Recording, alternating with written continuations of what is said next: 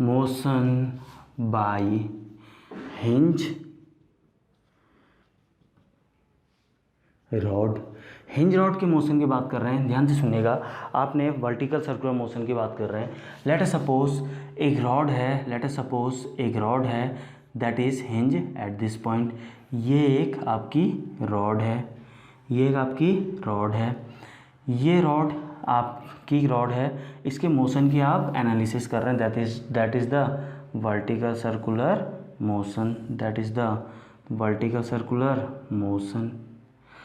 ध्यान से सुनिएगा यहाँ पे। आइए लेट अस सपोज इस एंड पॉइंट को आपने वेलोसिटी दी है u दी है। आप अगर चाहते हैं ये आपका जो ये हिंज रॉड है ये आपका कंप्लीट सर्किल करे, तो यहाँ पे टॉप पे इस पे वेलोसिटी कितनी होनी चाहिए, v टॉप कितनी होनी चाहिए, दैट इज ग्रेटर देन 0। अगर ग्रेटर देन 0 हो गई तो ये कंप्लीट कर पाएगी। अगर लेट अस सपोज, ध्यान से सुनिएगा, आपने इसको कुछ वेलोसिटी दी और ये यहीं तक जा पाई तो ये रिटर्न आ जाएगी। ये कैसे करेगी, पेंडुलम की तरह ऑसिलेशन। तो यानी आपको इतनी वेलोसिटी तो देनी पड़ेगी, कम से कम यहाँ तक पहुँच जाएगी तो फिर नीचे बाई ग्रेविटी ये आ जाएगी। तो यहाँ पे क्या होना चाहिए condition, for complete circle v top greater than 0। आइए यहाँ से क्या क्या देखने को मिल रहा है, ध्यान से सुनिएगा। आइए नंबर 1 ध्यान से देखिएगा, ये एक हिंज रॉड है, rigid rod means no slack means no projectile motion. ध्यान से देखिएगा, rigid rod implies no slack, implies no projectile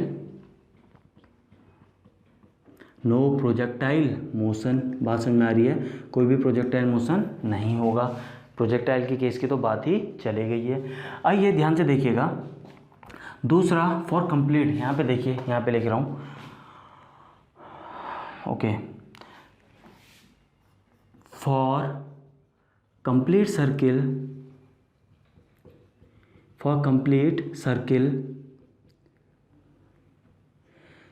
क्या होना चाहिए, v टॉप पे क्या होना चाहिए, ग्रेटर देन 0 बिल्कुल होना चाहिए। आइए एनर्जी कंजर्वेशन लगाते हैं। अगर यहाँ से यहाँ तक पहुँची, लेट अस सपोज इसका रेडियस r है, तो क्या हो जाएगा, energy conservation by WE work energy theorem, क्या हो जाएगा आपका, बाई WE थ्योरम। आप लोग बोल सकते हैं क्या, mg increase in potential energy. आपका क्या हुआ, आइए डायरेक्टली लिखते हैं, half mv² equals to half mu² minus mgh कितना, डबल ऑफ रेडियस आपने हाइट गेन की है। ध्यान से सुनिएगा, यहाँ पे v greater than 0, that means ये should be greater than 0। That means, ध्यान से सुनिए, दैट मीन्स m से m कैंसिल, 2 वहाँ गया 4, that means u² equals to 4gr। तो u आपका आ चुका है क्या, ग्रेटर का साइन है, तो क्या आ गया, u √4gr। इस दैट मीन्स कंक्लूजन क्या निकल रहा है, अगर आप चाहते हैं एक hinge rod complete circular motion करे तो ये कंडीशन फुलफिल होनी चाहिए। दैट मीन्स इनिशियल वेलोसिटी आपको इससे ज़्यादा देनी चाहिए। अगर जस्ट इतनी देंगे √4gr तो क्या होगा, रॉड जाएगी यहाँ पे जाके वर्टिकली स्टिक हो जाएगी। यानी आपको √4gr नहीं देनी, √4gr से थोड़ा ज़्यादा देनी है, तब जाके कंप्लीट सर्कुलर मोशन। इन ध्यान से देखिएगा, नोट करके लिख दे रहा हूँ, इन equality case it will stick हो जाएगी। बात समझ में आ रही है, कोई डाउट जल्दी से नोट डाउन कर लीजिए। आइए नेक्स्ट केस हम देखने जा रहे हैं, motion in a concentric ring. Concentric ring में मोशन की स्टडी करने जा रहे हैं। ध्यान से देखिएगा, this is your ring 1, this is your ring 2, these both are concentric rings। Late us suppose initially कोई ब्लॉक या कोई ऑब्जेक्ट यहाँ पे है, इन दोनों के बीच में initial velocity u। Late us suppose किसी इंस्टेंट पे थोड़ा देर बाद ये ऑब्जेक्ट आपका यहाँ पे है। अब होगा क्या, ये सरफेस के कारण इस फोर्स पे स्टडी करेंगे तो ये इधर नॉर्मल फोर्स लगाएगा एंड सो ऑन। जब एनालिसिस करेंगे तब आपको समझ में आ जाएगा। अब ध्यान से देखिएगा, आपको नहीं लगता ये case, this case is very very similar to the case of hinge rod. क्यों? हिंज रॉड में भी स्लैग पॉसिबल नहीं था क्योंकि डोरी नहीं थी, रस्सी नहीं थी, लूज नहीं हो सकती, स्लैग नहीं हो सकती, प्रोजेक्टाइल मोशन नहीं हो सकता है। सिमिलरली यहाँ पे इन दोनों के बीच में फंसा हुआ है तो यहाँ पे भी तो कभी प्रोजेक्टाइल मोशन नहीं हो सकता इस ऑब्जेक्ट का। तो this case is similar to, this case is similar, this case is similar to motion by hinge rod, motion by hinge rod. जल्दी से नोट डाउन कर लीजिए इतना। आपने क्वेश्चन है या एग्जाम्पल समझ लीजिए। नेक्स्ट एग्जाम्पल है आपका, eight which angle will object leave the surface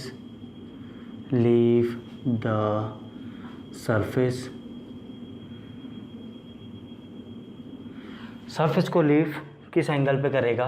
situation क्या है, ध्यान से देखिएगा। एक सेमी सर्किल वाली सिचुएशन आप लोगों को दी गई है। This is the semi circle type. आइए, आपको बोला है कोई ऑब्जेक्ट इनिशियली है यहाँ पे, अब ये फॉल कर रहा है slowly slowly slowly. Late us suppose this is vertical.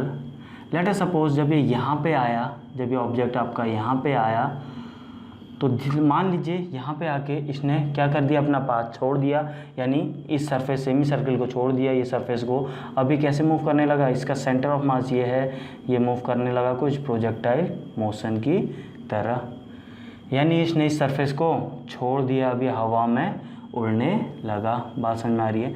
ध्यान से देखिएगा, वही वो एंगल आपको निकालना है, यानी आपसे जानना चाह रहा है वो थीटा। बात समझ में आ रही है? ध्यान से देखिएगा कैसे टैकल करेंगे।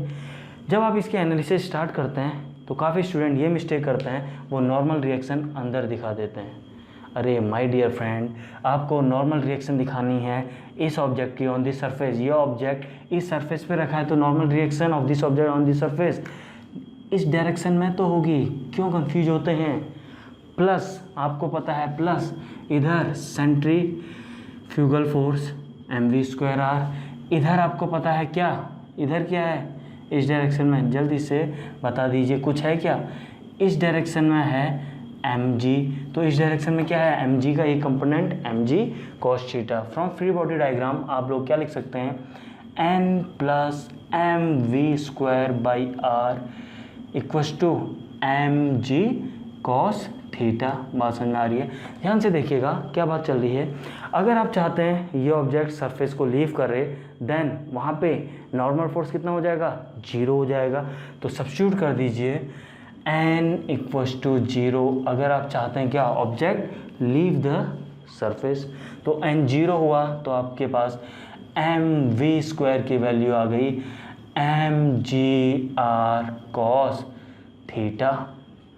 आइए ध्यान से देखिएगा, ये ऑब्जेक्ट पहले ही इस पोजीशन पे था, अब इस पोजीशन पे आ गया, यानी कितनी हाइट नीचे आ गया, पहले इस रेडियस r पे था, अब कितना आ गया ये r, ये थीटा, तो ये कितनी distance r cos theta, r minus r cos theta, तो ये कितना आ गया, ये डिस्टेंस। ध्यान से देखिएगा, बाई हम क्या लगा रहे हैं, बाई WE थ्योरम क्या है, या एनर्जी कंजर्वेशन बोल लीजिए डायरेक्टली, क्या है, decrease in potential energy equal to increase in kinetic energy. Decrease in potential energy कितना, mgh, h कितना, इतना, that is the r minus r cos theta equal to increase in energy, that is the half mv²। बात समझ में आ रही है? mv² की वैल्यू आपके पास यहाँ से निकाल सब्स्टिट्यूट कर सकते हैं, तो आप लिख सकते हैं इसको mgr cos theta equals to 2mgr 1 minus cos theta. 2 इधर ले गए, ये कहाँ से आया, फ्रॉम इक्वेशन 1 से आया।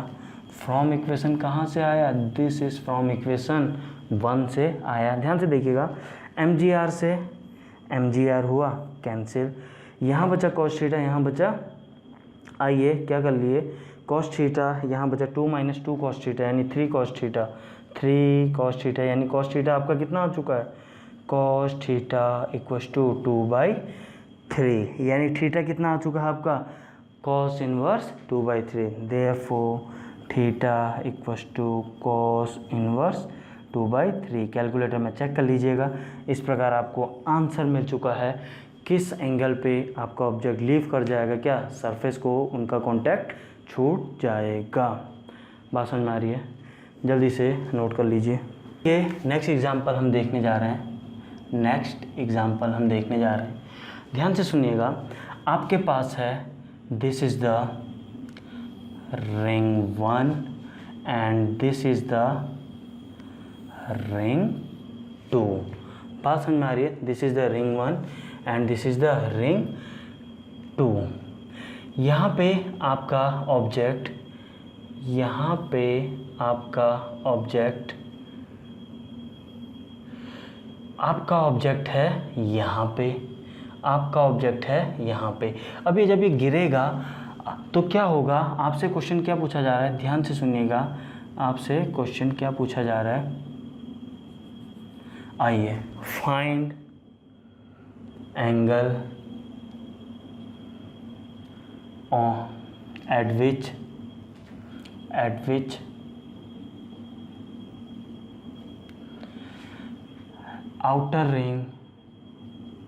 at which outer ring supports the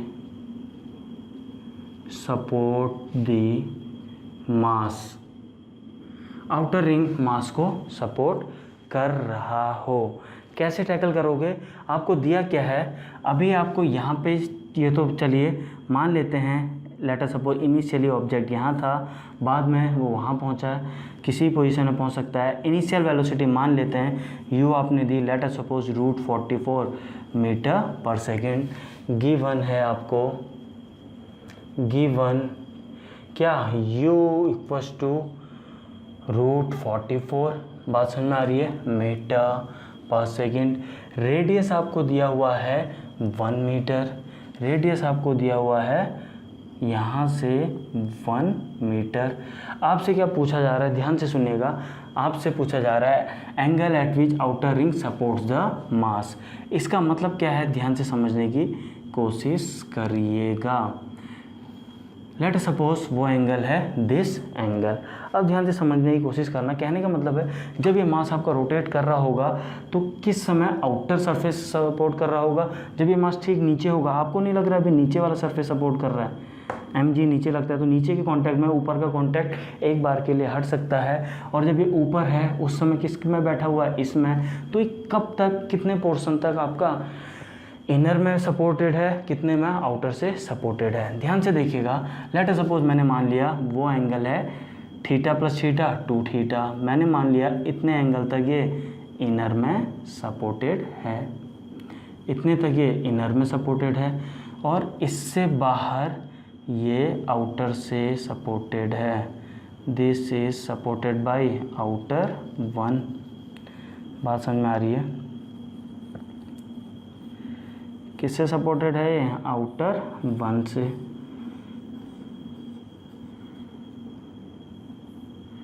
आइए ध्यान से देखिएगा, कहाँ तक, यहाँ तक, कहाँ तक, यहाँ तक। बात समझ में आ रही है? तो ये डॉट डॉट डॉट डॉट, ये डॉट डॉट डॉट। तो आपको ये थीटा प्लस थीटा 2 थीटा निकालना है। आप चाहें तो इसको रब कर सकते हैं। आइए समझिएगा कैसे निकालेंगे, आपको पता है cos theta equals to u square minus क्या होता था, -2gr/3 3GR। किसकी कंडीशन थी? स्लैग की। आपका ऑब्जेक्ट रोटेट कर रहा है, यहाँ पे आके स्लैग हो गया, लूज हो गया, तो ये क्या करता था यहाँ से प्रोजेक्टाइल, जैसे ये प्रोजेक्टाइल करेगा तो इनर वाले के कांटेक्ट में आ जाएगा। तो वही रिलेशन हम यूज़ कर रहे हैं। U दिया है 44 स्क्वायर 2GR, G 10 मान लेते हैं, रेडियस 1 दिया हुआ है 3 10 1, 44 माइनस 20 30 कितना हो गया?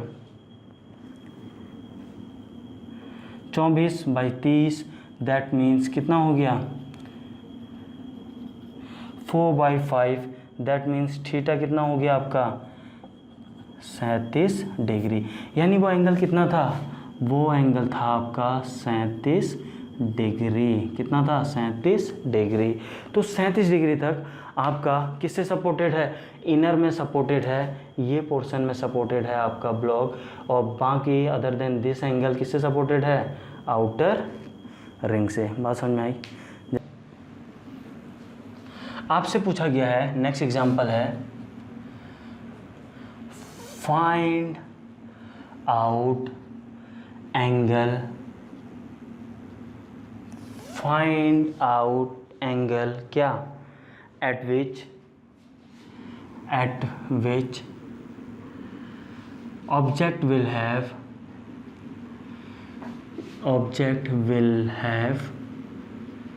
क्या? Circular motion. Object will have circular motion. बात समझ में आ रही है? ध्यान से देखिएगा क्या है सिचुएशन कुछ आप लोगों को ऐसी दी हुई है। ये कोई आपकी फिक्स्ड रॉड है, ये कोई आपकी फिक्स्ड रॉड है,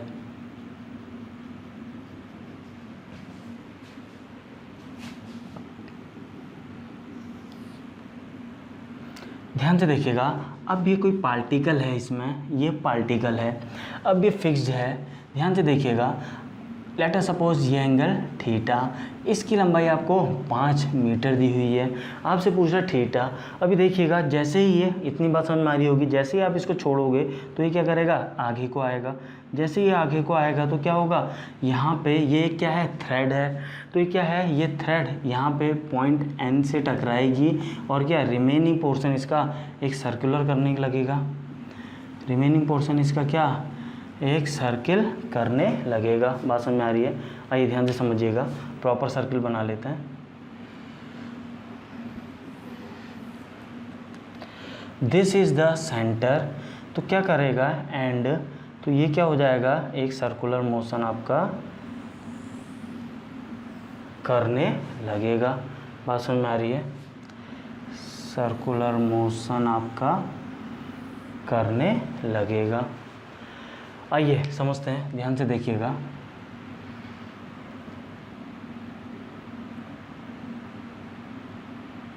आइए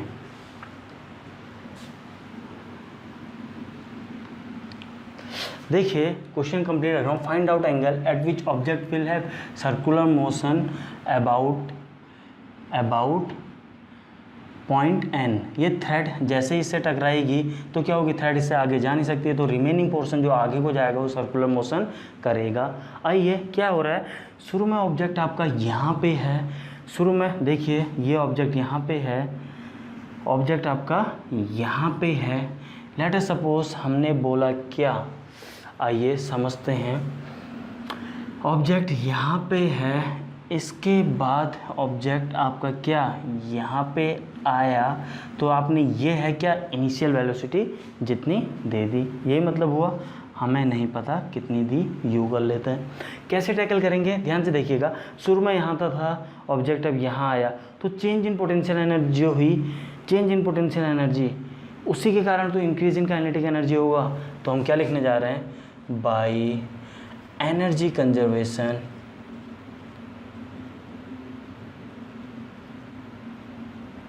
बाय एनर्जी कंजर्वेशन क्या लिख सकते हैं? अगर ये 5 है, 5 माइनस 5 कॉस थीटा क्या हो गया? 5 कॉस थीटा कितना होगा? ध्यान से देखिएगा, यही होगा। यहाँ से लेके यहाँ तक की हाइट क्या होगी 5 cos theta. 5 minus 5 cos theta क्या होगा आपका, क्या होगा, ये 5 क्या है, यानी ये 5 है। 5 माइनस 5 cos थीटा यानी चेंज इन हाइट कितना हुआ है, इतना हुआ है। तो आपका हुआ है 5 minus 5 cos theta, that is the mg5 1 minus cos theta mgh equals to half m v square. यही होता है हाफ एम वी स्क्वायर। बात समझ में आ रही है। ये आपने कैसे लिख दी, बाई एनर्जी कंजर्वेशन से। अब ध्यान से सुनिएगा, ये v क्या है, ये v क्या है, असल में ये u तो है और ये u आपको दे रखा है √60। तो आपका कितना हो गया, √60 का स्क्वायर। दैट मीन्स आपका m की वैल्यू लेट अस सपोज दी हुई है 1 kg मान लीजिए। m है आपका 1 kg, u दिया हुआ है आपको √60 मीटर पर सेकेंड। यहाँ से थीटा बचा, थीटा आप निकाल सकते हैं।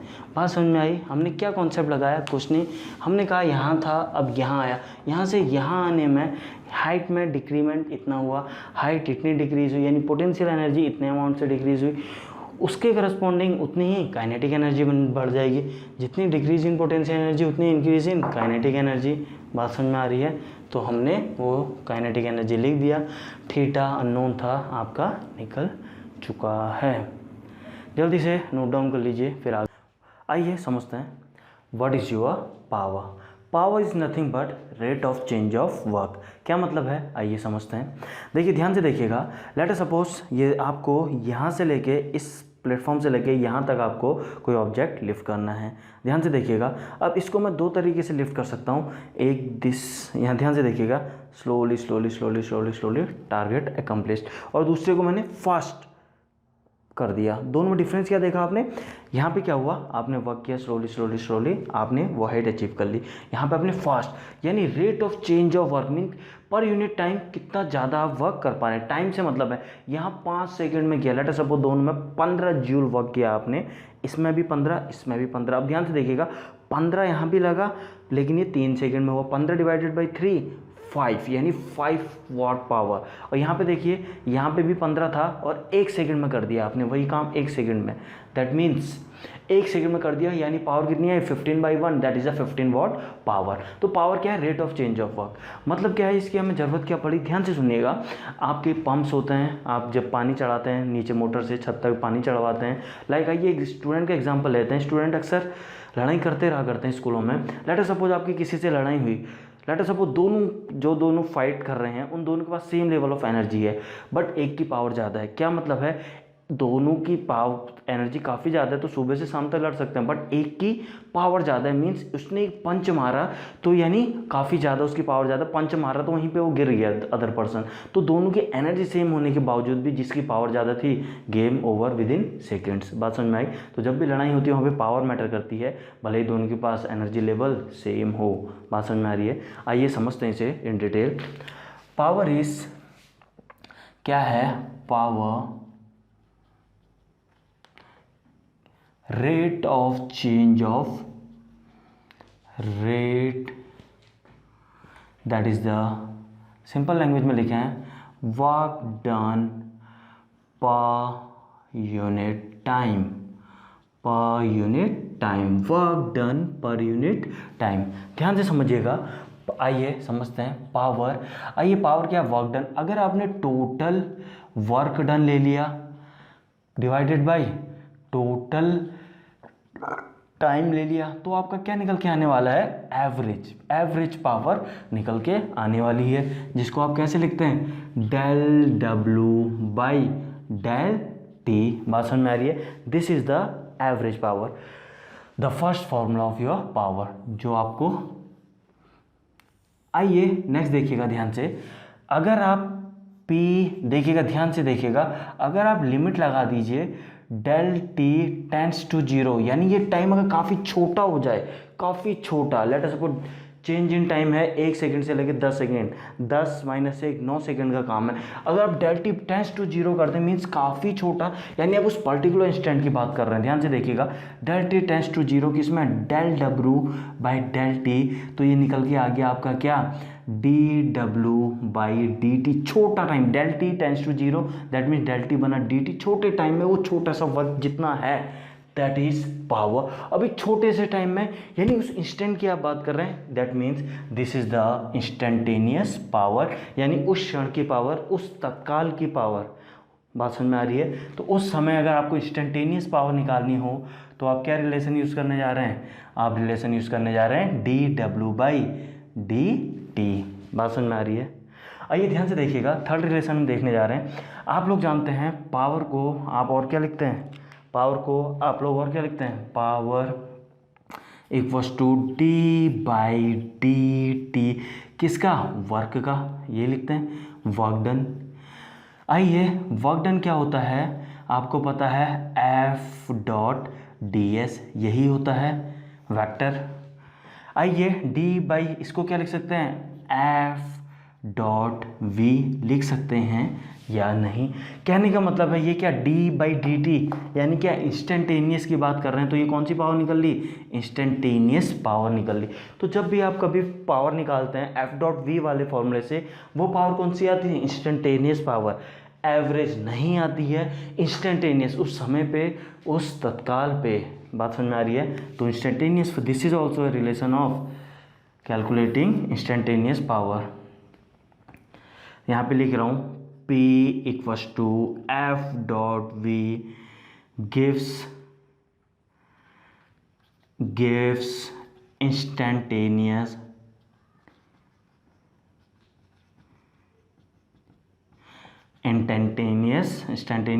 पावर। बात समझ आ रही है? क्लियर है? जल्दी से नोट डाउन कीजिए। ओके फ्रेंड्स, नेक्स्ट क्वेश्चन आपके सामने है, 30 सेकेंड लीजिए और क्वेश्चन को रीड कीजिए। आइए क्वेश्चन में आपको क्या दिया हुआ है, establish a relationship between capital m and small m such that bigger ring just lifts up, bigger ring just lift up, उसकी कंडीशन आपको निकालनी है, रिलेशनशिप बतानी है m and small m, capital m and small m. आइए कैसे tackle करोगे इस सिचुएशन को। आइए मान लेते हैं आपकी रिंग जो है वो लिफ्ट हो रही है एट दिस पोजीशन। ध्यान से देखिएगा, यहाँ पे फिगर बना रहा हूँ। लेट अस सपोज हमने मान लिया कि यहाँ पे this is this n, this is this n. बात समझ में आ रही है? हमने मान लिया जब ये यहाँ से आपका थीटा मूव हुआ, यहाँ से थीटा मूव हुआ, मीन्स आपकी स्मॉल रिंग जब मूव ऑन हुई, इस पोजीशन पे हमने मान लिया कि यहाँ पे लिफ्ट अप वाली कंडीशन है। अब होगा क्या, छोटा वाला जो यहाँ पे रिंग है स्मॉल एम का, वो नॉर्मल फोर्स लगाएगी इस सरफेस में लाइक दिस। बड़े वाले में नॉर्मल फोर्स कैसे दिखेगी, ऐसे ही। आइए अगर बिट की बात करें, स्मॉल बिट यानी स्मॉल रिंग की अगर हम बात करें, इस पर क्या क्या फोर्सेस लगने वाले हैं, बाहर को आपके लगने वाले हैं क्या, बाहर को आपके लगने वाले हैं m v square by r definitely. नीचे को लगता है स्मॉल एम जी, आपको पता है इधर को क्या लग रहा है, नॉर्मल रिएक्शन। यहाँ से आपको पता है इनके बीच में एंगल है थीटा। यहाँ से आप एक इक्वेशन लिख सकते हो, क्या लिख सकते हो, n equals to m v square by r minus m g cos theta. Free body diagram को देख के हमने ये इक्वेशन लिख डाली। आइए इसको देख के हम क्या इक्वेशन लिख सकते हैं, एन का cos component n cos theta plus n cos theta equals to क्या हो जाएगा, एन कॉस थीटा यानी 2n कॉस थीटा वर्टिकल, उसका वेट नीचे को बैलेंस किसने वेट संभाला है इसका, equals to capital m g. ये दोनों n हैं, एन कॉस थीटा यानी वर्टिकल, एन कॉस थीटा यानी वर्टिकल, इसी ने तो टोटल एम जी को संभाला हुआ है। बात समझ में आ रही है? आइए एनर्जी कंजर्वेशन आप लोग लगा सकते हैं, वर्क एनर्जी थ्योरम आप लोगों को लगानी आती है। ध्यान से देखिएगा, by W E theorem, by W E theorem आप लोग क्या बोल सकते हो, ध्यान से देखिएगा। आइए चेंज इन कितना हुआ है, जब बीड आपकी इस पोजीशन से इस पोजीशन में कहीं आ गई तो चेंज इन हाइट क्या हुआ है, mg/1 माइनस कॉस थीटा। इतना डिक्रीज इन हाइट, इसी के इक्विवेलेंट क्या है, काइनेटिक एनर्जी हाफ mv²। बात समझ में आई। आपके पास 3 इक्वेशन हैं, सॉल्व कर लीजिए और आंसर निकाल लीजिए। Late us suppose this is, आइए इसमें हम सब्स्टिट्यूट करने जा रहे हैं इस इक्वेशन को। 2n cos थीटा, n की वैल्यू यहाँ से डालिए, आपका आ गया 2n मीन्स हो गया है 2 cos थीटा को बाहर ले लीजिए, बचा अंदर n मतलब हो गया mv²/r minus mg cos theta equals to capital mg। mv²/r की वैल्यू कहाँ से निकालेंगे, आपके पास mv² की वैल्यू है, r यहाँ ले आइए, 2 वहाँ ले जाइए, तो क्या हो गया 2mg 1 माइनस cos थीटा, क्या हो गया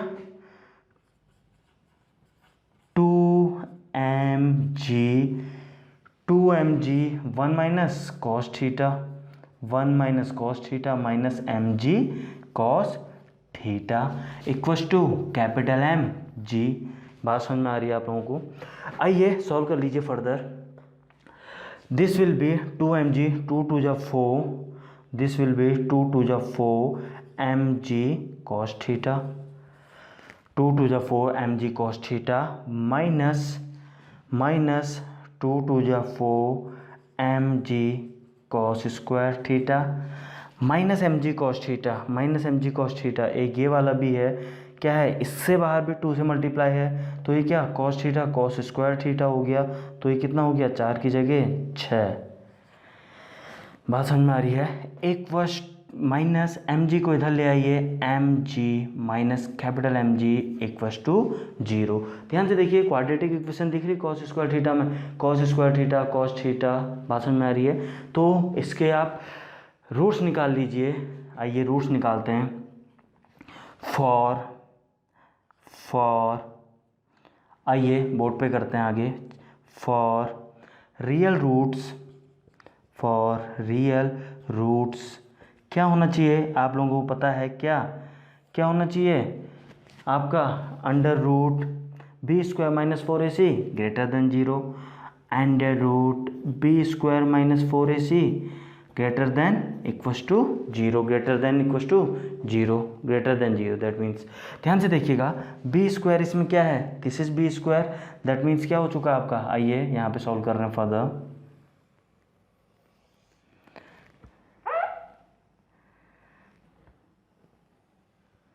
आइए b² दैट मीन्स आइए कितना है 4mg, 4 4 जा 16, एक काम कीजिए, हाँ और mg एक काम कीजिए, g से g कैंसिल है तो 4m 16 b² minus 4 into a that is the plus 6mg 4 into a means हो गया आपका 6m, वो भी माइनस माइनस प्लस हो चुका है। आइए नेक्स्ट हैंड में कर लेंगे, माइनस 6m 4ac, c कितना है आपका माइनस mg माइनस कैपिटल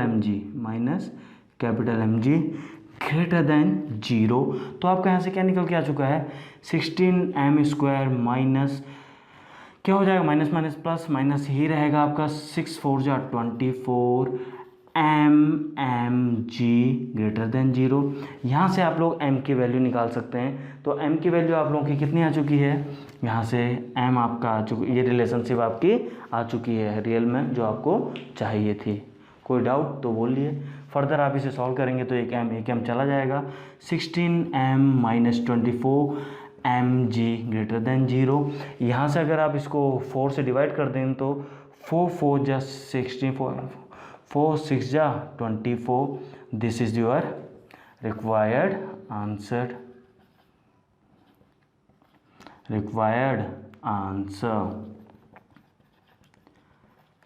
कोई डाउट? कुछ नहीं किया हमने फ्री बॉडी डायग्राम से एक इक्वेशन निकाली, एक इक्वेशन अगेन इसका फ्री बॉडी डायग्राम से, एक इक्वेशन एनर्जी कंजर्वेशन या बोल दीजिए क्या WE थ्योरम से, तीनों इक्वेशन को सॉल्व किया। फॉर रियल रूट आपका क्या होना चाहिए, क्या होना चाहिए, डिस्क्रिमिनेशन ग्रेटर देन 0। वो कंडीशन लगा कि आपके पास जो कंडीशन चाहिए थी, जो आंसर चाहिए था, आपके हाथ में है। बात समझ में आ रही है? कोई डाउट? ध्यान से देखिएगा, mg हमने g कैंसिल कर दिया था, तो यहाँ से g हटा लीजिए, यहाँ पे g नहीं आएगा, यहाँ पे g नहीं आएगा, यहाँ पे g नहीं आएगा। फॉर रियल रूट्स हमने क्या लिखा हुआ है, discriminant greater than 0। Real roots के लिए क्या, ग्रेटर देन या इक्वल, आप लोगों को पता है, तो आपका आंसर क्या, ग्रेटर देन एंड इक्वल आएगा। ये थोड़ा सा चेंजेस कर लीजिएगा अपनी नोटबुक पे।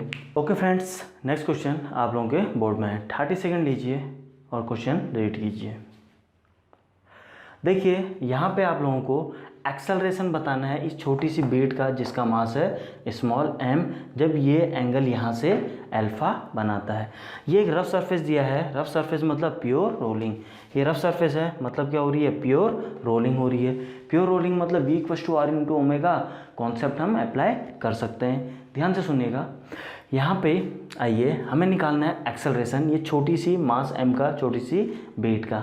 कैसे निकालेंगे, आइए ध्यान से देखिएगा। Let us suppose we know that, हम क्या जानते हैं, v² - u² = 2as, हम लोग ये जानते हैं। लेट अस सपोज ये छोटा सा थोड़ा सा नीचे आई बीट, मोशन देखिए ध्यान से, जब ये बीट नीचे आएगी, या ऐसे समझ लीजिए जब ये बाहर जा रही हैं तो ये बीट तभी नीचे आएगी। तो इन दोनों का मोशन पहले समझिए, ये दोनों आपकी कुछ ऐसे रोटेट कर रही हैं। अब ध्यान से देखिएगा, ये बीट नीचे आ रही है तो इन वाई डायरेक्शन में हम बात कर रहे हैं। लेट अस सपोज इस समय इस बीट की वेलोसिटी कितनी है, लेट अस सपोज इस समय बीट की वेलोसिटी मान लीजिए कैपिटल v से नीचे को आ रही है। तो लेट अस सपोज इस समय इसका जो डिस्प्लेसमेंट हुआ है मास का, लेट अस सपोज थोड़ा सा डिस्प्लेसमेंट dx हुआ है, तो हम क्या लिख सकते हैं, v² - u² = 2as की जगह dx, छोटा सा डिस्प्लेसमेंट। लेट अस सपोज जिस समय छोटा सा डिस्प्लेसमेंट हुआ है उस समय वेलोसिटी कितनी है, v, कितनी है, v, तो ये हमने v लिख दिया। आपको पता था इनिशियली सिस्टम रुका हुआ है, अब ये मोशन में आया है, तो इनिशियली वेलोसिटी यानी ये चीज़ 0। बात समझ में आ रही है? सॉरी। तो यहाँ से एक्सेलरेशन क्या निकल के आ जाएगा हमारा, v² / 2dx। बात समझ में आ रही है? अब अगर आपको dx और इनमें रिलेशन पता चल जाए तो आप एक्सेलरेशन अपना निकाल सकते हैं। आइए लेट अस सपोज इसका नाम है इक्वेशन 1। ध्यान से देखिएगा, आइए दूसरा हमने एनर्जी कंजर्वेशन पढ़ा था, वर्क एनर्जी थ्योरम पढ़ा था। आइए वर्क एनर्जी थ्योरम अप्लाई करते हैं। बाय डब्ल्यू ई थ्योरम आप लोग क्या कह सकते हैं, ध्यान से सुनिएगा। आइए डब्ल्यू ई थ्योरम के अकॉर्डिंग आप क्या कह सकते हैं, हाफ mv² = क्या बोल सकते हैं, ध्यान से देखिए, काइनेटिक एनर्जी की बात कर रहे हैं, mgh। हाइट कितनी कम हो रही है, आइए हाइट कम हो रही है,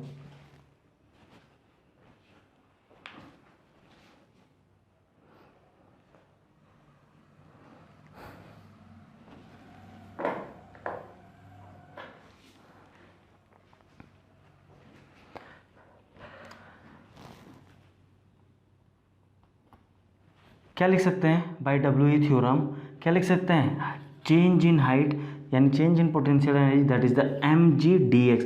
हमने माना dx नीचे को डिस्प्लेसमेंट हुआ है, इक्वल्स टू जितना हाइट नीचे हुई है that is gain in kinetic energy that is half m बीट की काइनेटिक एनर्जी प्लस ये इनके पास भी तो काइनेटिक एनर्जी है। ध्यान से देखिएगा, ये इस डायरेक्शन में जा रही है यानी इसके सेंटर ऑफ मास की वेलोसिटी इस डायरेक्शन में, लेट अस सपोज u बोल देते हैं, इसकी v है तो जरूरी नहीं है इसकी भी v होगी, u बोल देते हैं। ये तो सेंटर ऑफ मास की है प्लस ये रोटेट भी कर रहा है, तो इस सर्किल जो है बड़ा m है, इसके पास दो एनर्जी है kinetic energy, one translational kinetic energy that is half m u² plus rotational kinetic energy that is half i ω²। आइए लिखते हैं, प्लस इसके लिए लिख रहे हैं क्या, कितनी हो गई, half m u² translational plus rotational kinetic energy half i कितना होता है, mr² होता है, half i ω²। Means v² r square. बात समझ में आ रही है। ये आपने क्या लिख दी, रोटेशनल काइनेटिक एनर्जी। जिनको ये समझ में नहीं आया तो यहाँ पे लिख दे रहा हूँ, ये हाफ आई ओमेगा स्क्वायर है, नथिंग एल्स। बात सुनिए, आपने ये translational plus rotational kinetic energy लिखी, वो भी इस कैपिटल एम मास की, जबकि 2 मास है यहाँ पे, यानी इसकी भी तो उतनी ही काइनेटिक एनर्जी होगी, तो नेट काइनेटिक एनर्जी डबल। बात समझ में आ रही है। यहाँ से आर स्क्वायर से आर स्क्वायर कैंसिल है, ये आपका आ गया half m v square, sorry not v, u square, half m u square, ये भी half m u square, that is the m u square, या that is the 2m u square, that is the 2m u square. ध्यान से सुनिएगा, इस relation में भी अगर ये पूरा का पूरा वी स्क्वायर होता, यू की जगह वी होता, तो आपका इन दोनों को सॉल्व करते आंसर आ जाता। बट यहाँ पे 2 वेरिएबल हैं, again u and v, d x तो ऑलरेडी वेरिएबल है, यानी हमें वी और यू में एक और रिलेशनशिप चाहिए। आइए कैसे निकालेंगे, ध्यान से देखिएगा।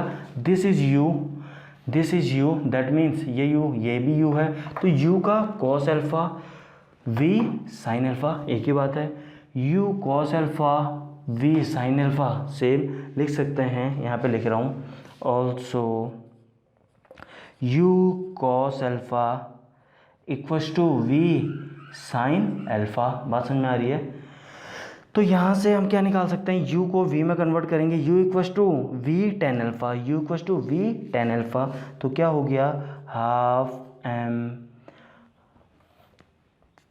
क्या हो गया, equals to half m v square plus 2m u square means v square tan square alpha m g d x, equation number 2। ध्यान से देखिएगा, आपको एक्सेलरेशन निकालना है, that is the v square by 2dx। dx की value यहाँ पे substitute कर दीजिए, इसमें वी स्क्वायर आपको दिखेगा, वी स्क्वायर से वी स्क्वायर आपका कैंसिल हो गया, तो आपका क्या एक्सेलरेशन निकाल पाए या नहीं, बिल्कुल निकाल पाए। तो यहाँ पे लिख रहा हूँ, फ्रॉम 1 and 2 इक्वेशन से एक्सेलरेशन आप लोग निकाल पाएंगे। बात समझ में आ रही है, कोई डाउट, क्लियर है तो नोट डाउन कीजिए जल्दी से। ओके स्टूडेंट, आइए एक एग्जांपल पावर से रिलेटेड ले लेते हैं। ध्यान से सुनिएगा, एग्जांपल, लेट अस सपोज आपके पास एक मोटर है, लेट अस सपोज आपके पास एक मोटर है, आप चाहते हैं ये मोटर से पानी चढ़वाना, कहाँ चाहते हैं, लेट अस सपोज कहीं चाहते हैं किसी बिल्डिंग में, किसी बिल्डिंग में आप लोग पानी लिफ्ट करवाना चाहते हैं। बात समझ में आ रही है।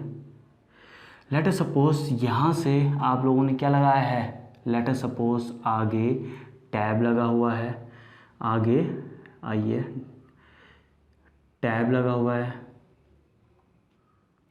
ओके, ध्यान से सुनिएगा, आपको कितनी हाइट तक पानी उठाना है, लेट अस सपोज मान लेते हैं आपको उठाना है पानी 10 मीटर की हाइट तक, 10 चलिए 15 मीटर मान लीजिए, 15 मीटर, ये आपको इतना ऊपर लिफ्ट करना है।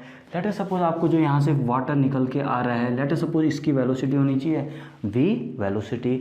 अब आपको पानी, this is the motor, this is the motor, अब आपको क्या करना है, पानी कहाँ से, ज़मीन में से उठाना है, यानी कुछ हाइट नीचे से उठाना है। लेट अस सपोज यहाँ आपको उठाना है 10 मीटर नीचे से, आपको उठाना है यहाँ 10 मीटर नीचे से। बात समझ में आ रही है। 10 मीटर डाउनवर्ड्स,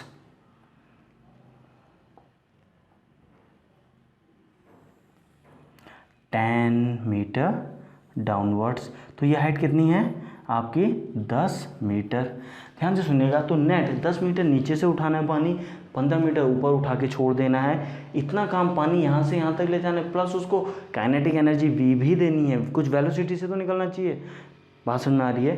तो यहाँ पे आपसे इस क्वेश्चन में पावर पूछ लिया जाता है, find the power required, find the power required of motor, find the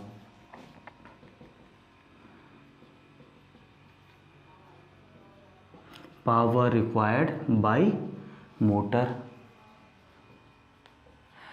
आइए कैसे करेंगे, आपको पता है पावर क्या होता है, ध्यान से सुनिएगा, mgh क्या है, क्या है, ध्यान से सुनिएगा, आपने इतनी इतनी हाइट तक उठाना है, यानी इतनी पोटेंशियल एनर्जी इसको दे दीजिए, that is the mgh। Plus क्या पानी यहाँ से उठा के यहीं पे छोड़ना है, आपको उसको कुछ स्पीड भी तो देनी है, काइनेटिक एनर्जी, क्योंकि v वेलोसिटी से निकालना है, दैट मीन्स हाफ mv²। इसकी यूनिट जूल, इसकी यूनिट जूल या किलो जूल, तो ये पावर तो हो नहीं सकता है, यानी डॉट मास फ्लो रेट, कितना मास वाटर का निकल रहा है, रेट ऑफ वाटर फ्लो। ध्यान से देखिएगा, तो m डॉट, अब यहाँ पे h क्या हो गया आपका, m डॉट mgh, h कितना हो गया 15 + 10 या 10 + 15 हाफ m डॉट वेलोसिटी, जितने की वेलोसिटी आपको चाहिए। इस प्रकार आपने पावर निकाल दी।